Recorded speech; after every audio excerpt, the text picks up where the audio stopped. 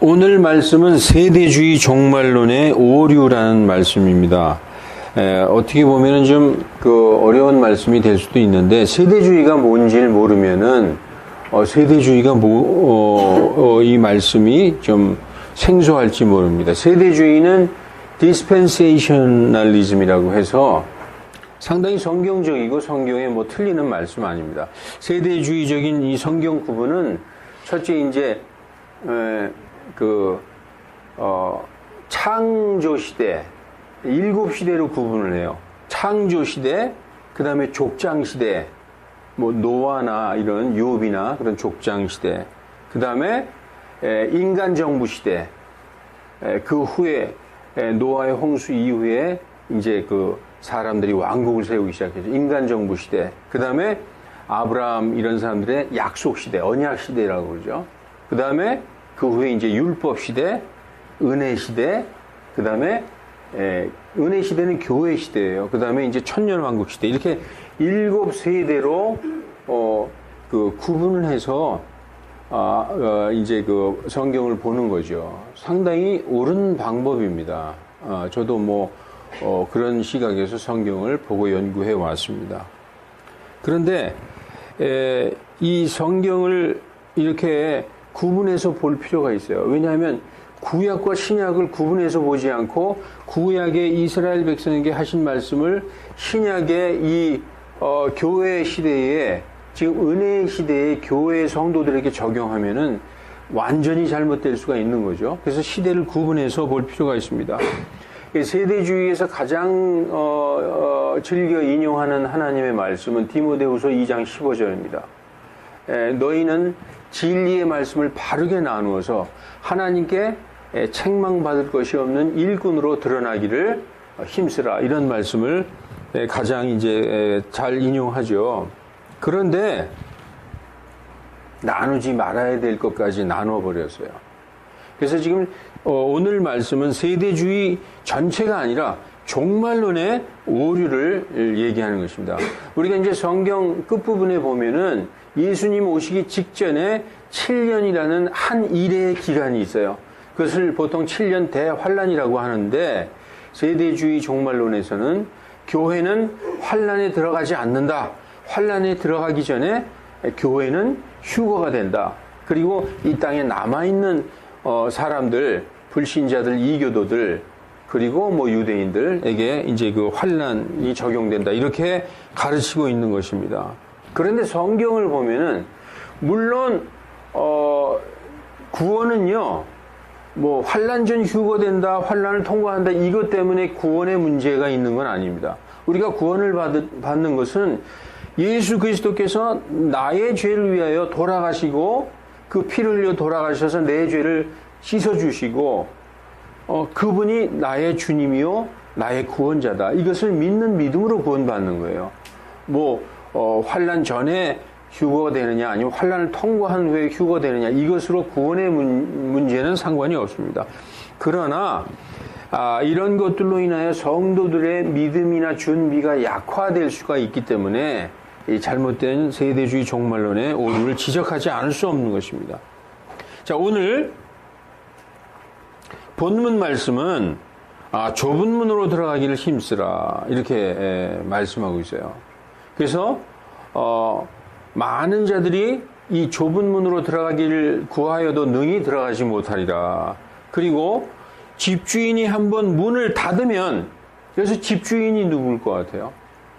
예수님이죠.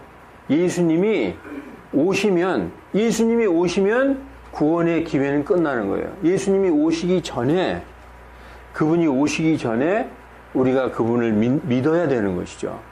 그래서 보고 믿는 자보다 보지 않고 믿는 자가 복되다고 성경이 말씀하고 있습니다.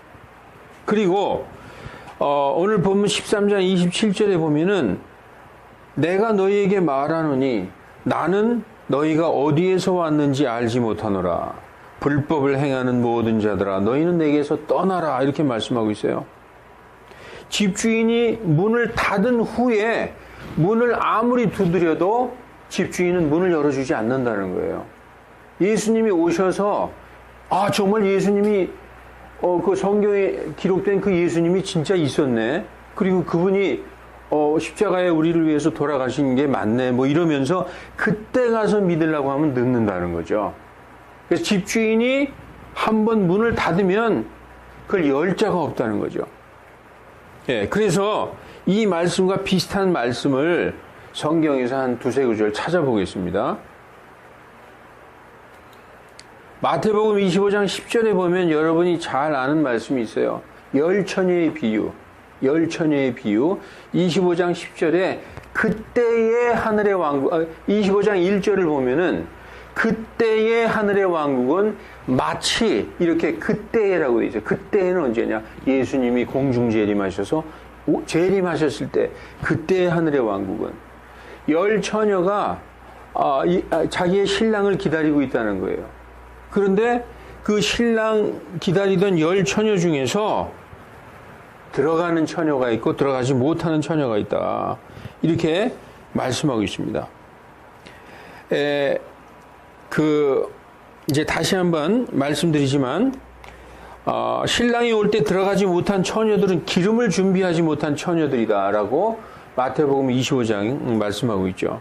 오늘 본문 누가복음 13장 말씀에 자기 주인을 잘 아는 사람 같이 신랑을 잘 알고 기다리는 신부로 여겨지는 그런 처녀들, 당연히 결혼식에 들어갈 처녀들처럼 보이는 그런 사람들조차 들어가지 못하는 경우가 있다라고 성경은 말씀해 주고 있습니다. 그들이 결혼식에 들어가지 못한 것은 25장에 마태복음 25장에 열 처녀 중에서 5처녀가 결혼식에 들어가지 못한 것은 이유가 간단해. 깨어서 준비하지 못했다. 성경은 그렇게 말씀하고 있어요. 깨어서 준비하지 못했다. 뭘 준비하지 못했죠? 기름을 준비하지 못했어요. 그 이유는 24장 후반부에 나와요. 25장의 열 처녀 중에서 5처녀는 들어가지 못했는데 그 들어가지 못한 5처녀는 게으른 5처녀, 어리석은 5처녀다. 그런데 왜 어리석을 수밖에 없느냐? 24장에 보면은 그 어리석은 5처녀는 악하고 게으른 종에게서 배운 처녀들이라는 것이죠. 예. 그러나 지혜롭고 신실한 종에게서 배운 5처녀는 그 신실한 종이 때에 따라 양식을 공급하고 깨어 있어서 성도들을 가르쳐서 그 지혜 있는 5처녀들은 준비할 수가 있었던 것입니다. 그래서 10처녀 중에서 5처녀는 들어가고 5처녀는 들어갈 수 없었다라고 성경이 말씀하고 있어요. 또 한 말씀을 살펴볼 텐데 마태복음 7장 22절에도 그날에 예수님이 오시는 날이에요. 예수님이 재림하시는 날에 많은 사람들이 내게 이르기를 주여 주여 우리가 주의 이름으로 대언하지 아니하였나이까. 주의 이름으로 예언도 막 했다는 거예요. 주의 이름으로 마귀들을 내쫓지 아니하였나이까. 예수 그리스도의 이름으로 명하노니 나가라. 그래서 막 마귀도 쫓았다는 거죠. 주의 이름으로 많은 놀라운 일을 행하지 아니하였나이까 하리니 그때 내가 그들에게 밝히 말하되 예수님이 이렇게 말씀하신다는 거예요. 내가 너희를 결코 알지 못하였노라. 지금 알지 못한다가 아니라 알지 못하노라가 아니라 알지 못하였노라. 전부터 몰랐다는 거죠.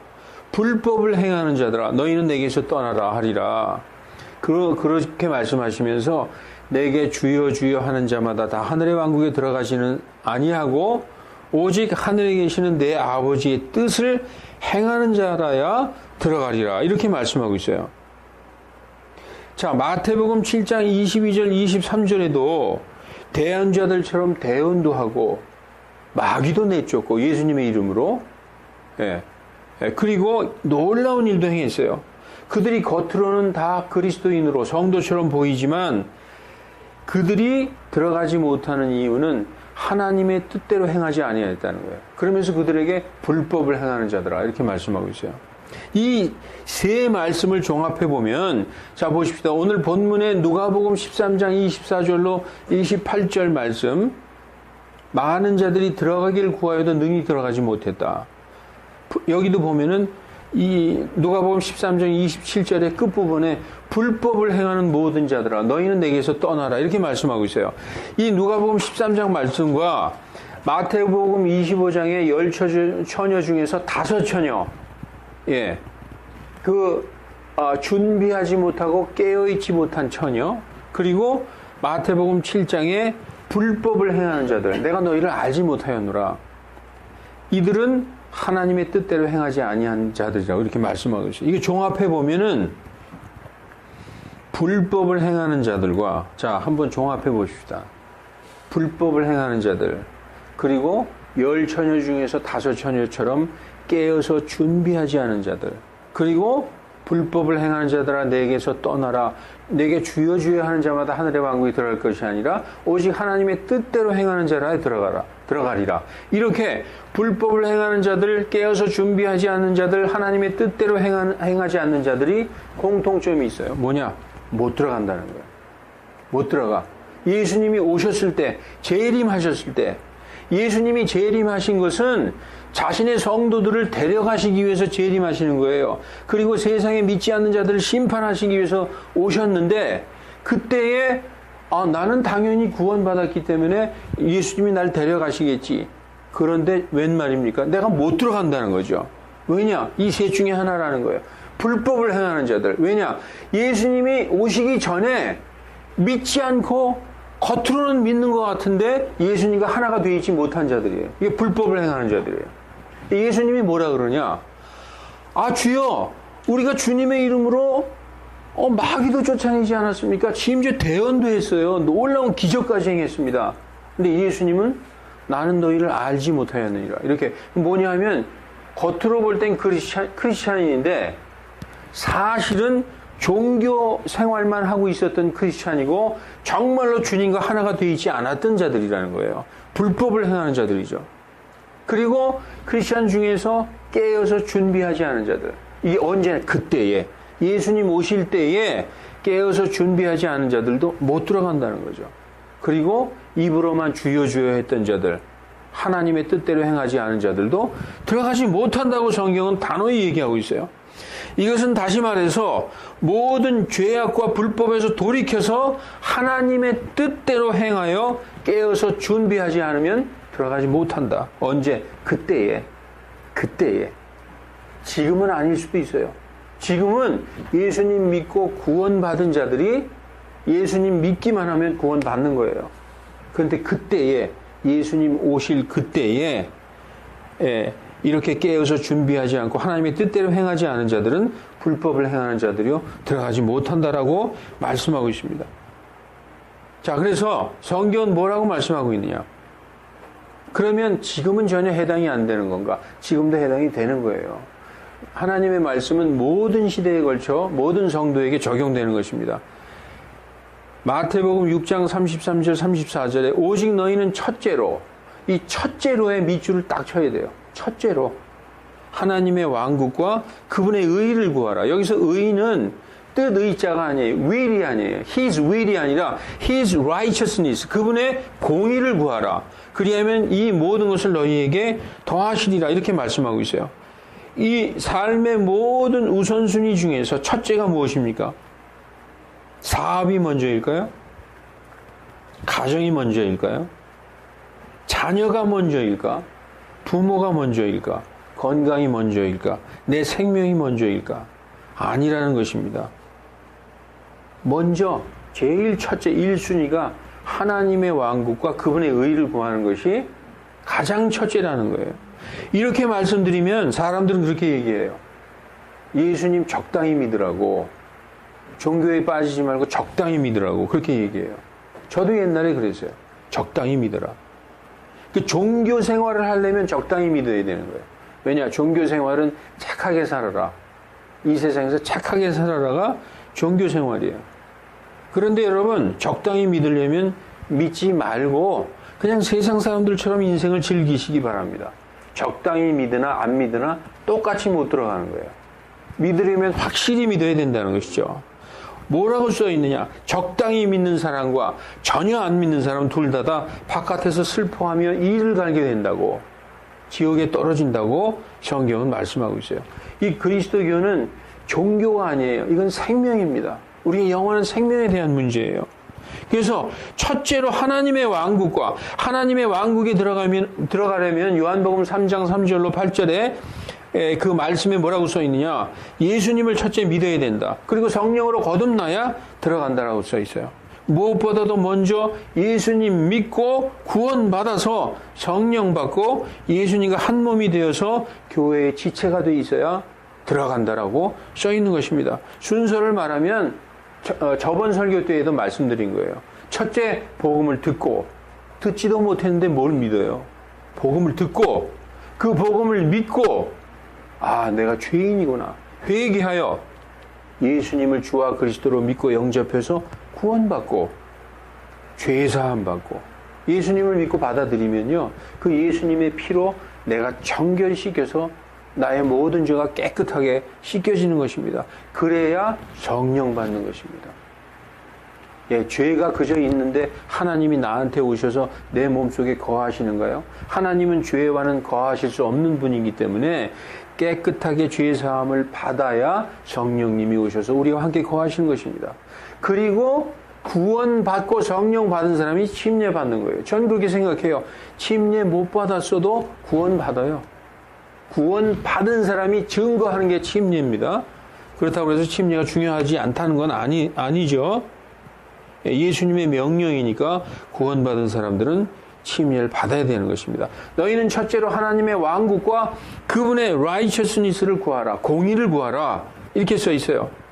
하나님의 의는 공의를 말씀하는 거죠. 성도들은 하나님의 왕국을 위하여 고난을 당한다고 성경은 말씀하고 있어요.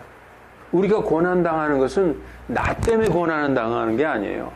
우리 잘못하면 우리 성도들이 이 세상 살면서 나는 왜 이렇게 힘들지? 뭐가 안 되지? 그건 나 개인의 문제. 그것 때문에 고난받는 게 아니에요. 성경은 하나님의 왕국을 위하여 고난을 받는다. 즉, 우리의 믿음의 문제 때문에 고난을 당하는 것이죠. 이게, 데살로니가 후서를 한번 보십시다. 데살로니가 후서 1장 3절부터 9절에 보면은, 데살로니가 교회가 신약 교회죠. 이방인들의 교회예요. 유대인들이 아닙니다. 근데 많은 환난과 핍박을 받은 것이 분명합니다. 데살로니가 후서 1장 4절에 보면은 너희의 모든 핍박과 환난 속에서 드러난 너희의 인내와 믿음으로 인해 데살로니가 교회 초대 교회인데 이때 많은 환난과 핍박이 있었는데 그들이 인내하고 믿음을 지켰다는 걸 알 수 있어요. 그래서 우리는 하나님의 교회들에서 직접 너희를 자랑하노라 이렇게 말씀하고 있어요. 데살로니가 교회를 자랑한다는 거예요. 그래서 1장 5절 맨 후반부 그 왕국을 위하여 하나님의 왕국을 위하여 너희도 고난을 당하느니라 이렇게 써 있어요. 너희 자신을 위해서 고난을 당하는 게 아니라 하나님의 왕국을 위하여 고난을 당한다는 거예요. 그런데 여기에 하나님의 공의가 나타나 있습니다. 하나님의 공의, 하나님의 공정하심, 이게 어떻게 나타나 있느냐? 1장 6절을 보십시오. 너희를 괴롭게 하는 자들에게는 환난으로 갚으시고 괴로움을 당하는 너희에게는 우리와 함께 안식으로 갚으시는 것이 하나님께는 공의로운 일이다 라고 말씀하고 있어요. 하나님은 공의로우신 분이에요. 공평하신 하나님이죠. 우리가 우리를 핍박하고 환난을 주는 자에게는 환난으로 갚으시고 그들에게 당하는 그 괴로움으로 인하여 우리에게는 안식으로 갚으시는 것이 하나님께 의로운 일이다 라고 말씀하고 있습니다. 여러분, 개개인의 일로 고난을 당하는 것이 아닙니다. 그래서 때로는 물론 자기의 개개인의 일, 자기의 건강, 자기의 사업, 가족 여러 가지 일로 고난을 당할 때도 하나님의 이름을 부르고 인내하고 참아야 되지만 성도들에게 있는 고난은 하나님의 왕국을 위한 고난이다. 이렇게 말씀하고 있어요. 여러분, 지금 이 시대는 하나님의 왕국으로 인해서 핍박과 환난을 당하는 시대가 아닙니다. 지금처럼 예수님 믿기 평안한 시대가 어디 있어요? 지금 예수님 믿는다고 우리 죽임 당하는 사람이 있습니까? 대한민국에서 없잖아요. 우리는 너무나도 평안한 시대에 살고 있어요. 그렇지만 대신 영적으로는 창세 이래로 가장 위험한 때 살고 있어요. 육신적으로는 안전할 때 살고 있죠. 근데 영적으로는 가장 위험한 시대, 평안하다, 안전하다 할 때 많은 사람들이 예수님을 다 떠나거든요. 왜냐하면 세상으로 다 떠나요. 다 세상 사람들이 되는 것입니다. 그래서 창세 이래로 영적으로는 가장 위험한 때 살고 있는 것입니다. 그러나 성경은 우리 시대를 위해서만 기록된 게 아니죠. 성경은 우리만 위해서 기록된 게 아니에요. 예. 성경에 예언된 대로 앞으로 창세 이래로 없던 환란이 온 세상에 닥칠 때가 온다고 성경은 써 있어요. 그때의 성도들은 하나님의 왕국을 위하여 모든 환란과 핍박 속에서 인내와 믿음으로 자기의 믿음을 지켜야 할 때가 올 것입니다. 우리가 성경에 보면 대환란, 창세 이래로 이런 환란이 없었고 그 후에도 없으리라 하는 그런 환란이 올 것을 말씀하고 있어요. 그때 성도가 당하는 모든 환란과 핍박에 대해서 보상해 주시는 것이 하나님의 공의인 것입니다. 그 모든 환란과 핍박에 대해서 하나님이 보상해 주신다. 그러한 하나님의 공의가 우리가 아까 읽었던 대로 창세기 데살로니가 후서 1장 6절로 7절에 기록되어 있는 것이죠. 우리가 아까 읽었죠. 우리가 1장 7절에 다시 한번 읽어보십시다. 1장 7절에 괴로움을 당하는 너희에게는 우리와 함께 안식으로 갚으시는 것이 하나님께는 의로운 일인즉 이렇게 말씀하고 있어요. 1장 7절에 안식으로 갚아주신다. 이 안식은 영원한 안식이에요. 영원한 안식. 영원한 복락을 말씀하는 것입니다. 우리가 하나님 계신 곳에 하나님과 함께 영원히 살게 될 영원한 복락을 말씀하시는 거죠. 여러분, 데살로니가 교회는 핍박을 당했지만 참고 이겨냈어요. 그래서 사도 바울은 교회들에서 너희를 자랑한다라고 말씀하고 있습니다. 여러분, 그런데 이러한 원리들은 지금도 똑같고 앞으로도 똑같다는 것입니다. 교회가 환란을 두려워해서 환란 전에 휴거된다는 이러한 말씀들, 이러한 가르침은 성도를 안심시키지만 그 가르침은 전적으로 성경을 부인하는 거짓 가르침이다라는 것입니다. 성도의 증거는 우리가 성도라는 증거가 무엇입니까? 우리가 성도다. 우리가 성도라는 증거는 환란과 핍박을 두려워하지 않는 것에 있는 것입니다. 환란과 핍박을 두려워하면 그건 성도가 아니에요. 초대 교회부터 기독교 교회사 전체가 그걸 말씀해주고 증명해주고 있어요. 기독교 교회사 전체가 성도들이 환란과 핍박을 두려워해 본 적이 없다는 것이죠. 환란을 두려워하지 않을 사람이 어디 있습니까? 그러나 환란이 닥치면 성도들이 죽음을 두려워하지 않는 용기로 대항했던 그 이유가 있어요. 그것은 사람의 용기가 아닌 성령님의 힘이었다라고 성경이 말씀하고 있습니다. 누가복음 12장 11절 한번 12절 읽어보겠습니다. 그들이 너희를 회당과 행정관과 권세 있는 자에게 끌고 가거든. 누가복음 12장에도 앞으로 있을 대환란에서 말씀하는 거죠. 너희가 어떻게 혹은 무엇을 대답하며 무엇을 말할까 염려하지 말라. 너희가 마땅히 할 말을 성령님께서 바로 그 시각에 너희에게 가르치시리라. 우리가 만약에 큰 환난과 핍박 때에 나는 못해, 나는 너무나 무서워, 나는 그 고문을 감당할 수 없을 거야. 성령님께서 우리에게 참을 수 있는 그 인내와 용기와 힘을 주신다는 것이죠. 우리가 하는 게 아니라는 것이죠. 교회 시대는 성령님의 임재와 함께 시작되었습니다. 여러분, 사도행전 2장의 오순절날 성령님이 오심과 함께 교회가 시작되었죠. 성령님이 임하시면 교회가 권능을 받고 파워를 받고 온 유대와 사마리아와 땅끝까지 복음을 선포하고 사람들이 능히 감당할 수 없었던 놀랍고 위대한 일들을 감당해냈던 것입니다. 사람이 했던 게 아니에요. 사람은 못했어요. 예수님을 직접 본 제자들도 다 부인하고 도망갔어요. 그런데 예수님이 승천하신 이후에 성령님이 오신 이후에 권능을 받고 그들이 무슨 일도 감당할 수 있었던 것입니다. 이것이 하나님의 성도들이 하나님의 교회가 마귀와 싸워서 이기는 그 힘이라는 것입니다. 성경 전체에서 이 바이블 전체에서 단 한 군데도 내가 너희에게 환난을 면하게 해주겠다 이런 말씀이 없어요. 그런 말씀이 없습니다. 그것은 사람들의 두려움과 상상 속에서 만들어낸 거예요. 단 한 번도 하나님은 성경에서 그렇게 무섭고 큰 환난 내가 너희를 면하게 해줄게. 두려워하지 말라. 너희는 거기 안 들어간다. 내가 면제해줄게. 이렇게 말씀하신 적이 없다는 것이죠. 그 거짓 가르침이라는 거예요. 여러분, 환난의 끝이 뭘까요? 환난의 끝. 여러분 많이 생각해 보셨죠? 야, 나 그 무서운 환난 내가 어떻게 들어가? 환난의 끝이 뭡니까? 죽음이에요, 죽음. 초대교회 때의 환난이 초대교회 때에 환난을 당하던 그 성도들 우리가 코어바디스 배너 같은 데 보잖아요. 로마 황제로부터 엄청난 환난을 받았죠. 그 끝이 뭡니까? 그들이 죽음을 당했어요. 종말에 있을 대환난에도 그 대환난의 끝이 뭡니까? 그 절정이 뭐예요?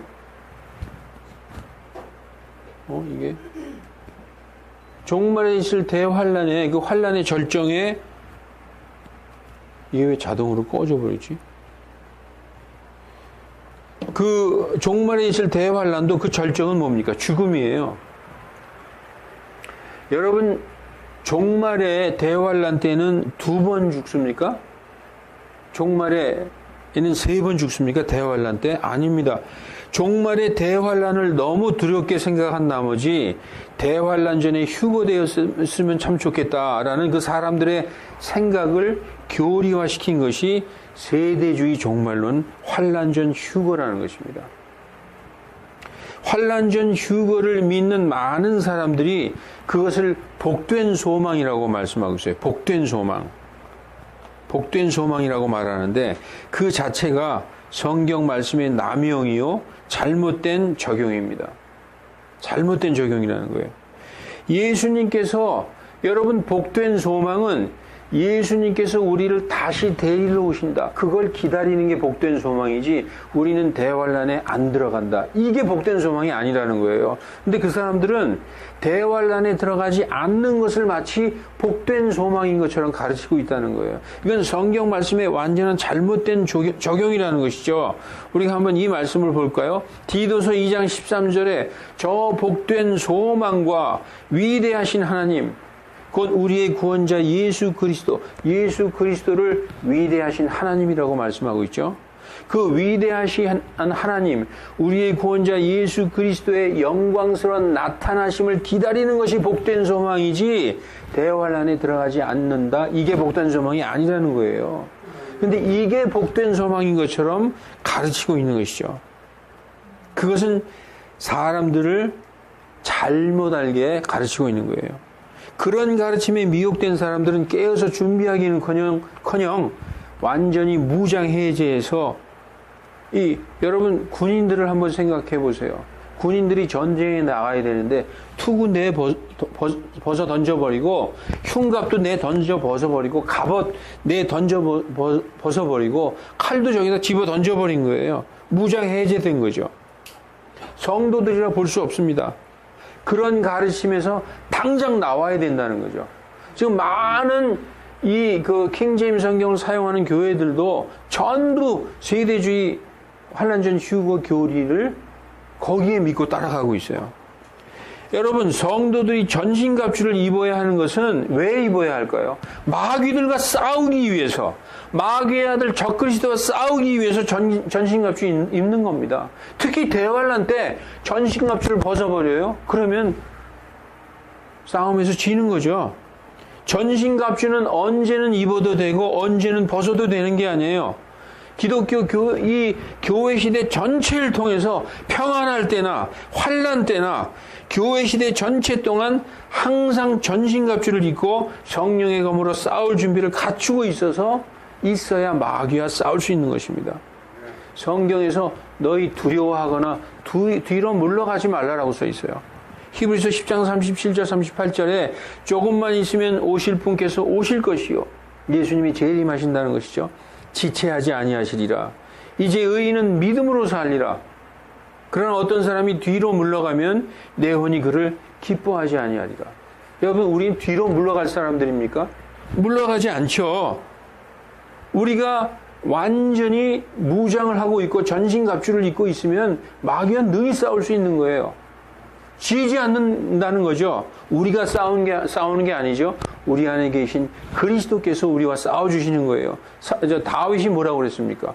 너는 갑옷을 입고 검을 들고 나오냐? 골리앗한테 그랬죠. 나는 만군의 여호와의 이름으로 나가노라. 만군의 주의 이름으로 나가서 싸우는 거예요. 우리가 싸우는 게 아니에요. 우리는 마귀의 상대가 되지 않습니다. 우리는 능히 근데 싸워서 이길 수 있어요. 우리 안에 계신 그리스도께서 우리를 능히 이기게 해주신다고 약속해 주셨어요. 여러분, 환난 전 휴거를 믿고 안도의 한숨을 쉬는 사람들은 우리는 대환란이 안 들어간대. 그 큰 무서운 환란 들어가기 전에 우리는 휴거된대. 이렇게 믿고 있는 사람들은 그 전신갑주를 벗어 던지고 무방비 상태로 안도의 한숨을 쉬고 있는 것입니다. 그들은 깨어있지도 준비하고 있지도 않은 사람들로서 환난을 피한다는 그 복된 소망에 취해 있지만 거짓 가르침에 완전히 속고 있는 거예요. 여러분, 전신갑주가 뭔지 아십니까? 전신갑주를 한번 분해해 볼까요? 전신갑주 에베소서에 보면요, 너희가 진리의 띠로 허리를 동이고 이렇게 시작해요. 진리가 뭡니까? 진리는 바로 예수님이에요. 말씀이신 예수님이 진리인데 그 진리로 허리를 딱 동여 매라는 거예요. 그리고 구원의 투구를 쓰라는 거예요. 예수님 믿는 게 구원받는 거죠. 바로 예수님으로 머리를 쓰라는 거예요. 그리고 의의 흉갑을 입으라는 거예요. 예수님 믿으면 하나님이 의롭다 하시는 거예요. 그 예수님을 가슴에 차는 거예요. 그리고 평화의 화평의 복음으로 신을 신고 복음, 화평의 복음, 바로 예수 그리스도로 신을 신는 거예요. 믿음의 방패를 갖는 거예요. 바로 예수 그리스도죠. 믿음의 방패, 성령의 검, 말씀이신 예수님의 검으로 나가서 싸우는 거예요. 능히 이길 수 있는 거예요. 교회에서 전체를 통해서 마귀와 싸워서 성도는 지지 않습니다. 지는 것처럼 보여도 반드시 이기게 돼 있어요. 이 전신갑주를 풀어버릴 수밖에 없잖아요. 왜냐? 우린 거기에 안 들어가. 우린 그 무서운 환란에 안 들어간대. 우린 예수님 환란 전에 이 창세 이래로 없었던 그런 환란이 닥치기 전에 우린 휴거된다. 이렇게 되면 그들은 그러겠죠. 우리도 전신갑주를 입고 있어. 그렇지만 사실은 무장해제하고 있는 거예요. 성경은 계속 깨어있으라, 준비하고 있으라, 나와 하나가 되어 있어야 된다 얘기하고 있는 거죠. 그렇지 않으면 못 들어간다는 거예요. 환난 전 휴거를 믿는 자들은 대환난 전에 휴거되는 것만 믿고 있다가, 그래서 많은 영화가 나왔죠. Left Behind 같은 거. 환란이 쏟아지기 전에 싹 휴거돼. 그런, 존 넬슨 다비가 이제 세대주의의 창시자인데, 그 사람을 통해서 미국의 이제 스코필드 주석 성경을 통해서 세대주의가 이제 완전히 퍼져버렸습니다. 이 대환란 전에 휴거되는 것만 믿고 있다가 환란이 닥치면 준비 없이 두려움으로 많은 사람들이 믿음을 부인하게 될 것입니다. 우리 환란에 안 들어가 하고 있다가 막상 환란에 딱 들어갔어요. 어떻게 되겠어요? 예, 전신갑주를 입고 마귀와 싸워도 정말 팽팽한 싸움일 텐데 이 무장 다 해제하고 있어요. 마귀한테 지게 돼 있는 거죠.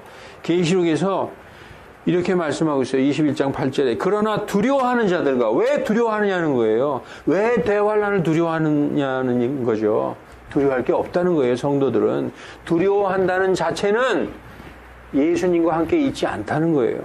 두려워하는 자들과 믿지 않는 자들과, 여기에 말씀의 순서를 보세요. 믿지 않는 자들보다 더 먼저 앞에다가 두려워하는 자들, 믿지 않는 자들, 가증한 자들, 살인자들, 음행하는 자들, 마법사들과 우상숭배자들은, 모든 거짓말쟁이들은 불과 유황으로 타는 호수에서 자기 몫을 받으리니 이것은 둘째 사망이니라. 마귀를 두려워해.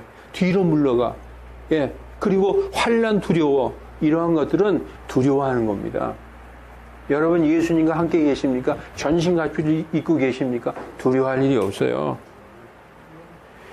환란 전 휴거를 가르치는 세대주의 종말론 교리가 상당히 위험한 것은 그들의 가르침 대부분이 그 세대주의는 상당히 학구적이에요.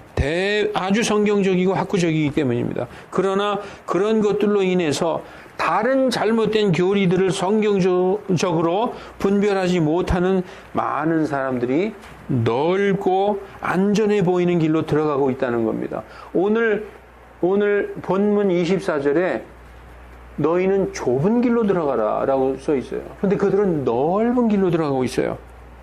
더욱 안타까운 것은 킹 제임스 성경을 믿고 사용하는 대부분의 사람들이 세대주의 종말론의 환란 전 휴거 교리가 마치 킹 제임스 성경이 가르치는 교리처럼 생각하고 있다는 거예요. 그런데 킹 제임스 성경은 세대주의 종말론의 환란 전 휴거 교리를 오히려 전적으로 부인하고 있어요. 그렇지 않다. 성경은 그렇게 말씀하고 있습니다. 한마디로 킹 제임스 성경에는 환란 전 휴거라는 그런 교리는, 그런 말씀은 어디에도 없습니다. 세대주의 종말론의 환란 전 휴거 교리는 환란을 두려워하는 현대인들의 입맛에 딱 맞게 사람들이 만들어 놓은 퓨전 복음이에요. 퓨전 복음. 1800년 이전에는 환란 전 휴거된다는 그런 교리가 있지도 않았어요. 1800년에서 1882년까지 살았는데 존 넬슨 다비가 만들어낸 이후에 생긴 교리입니다. 그래서 이것은 성경의 가르침이 아니라 사람들이 만들어낸 교리예요. 이렇게 잘못된 가르침을 따라서 많은 사람들이 넓은 길로 들어가고 있는 것입니다.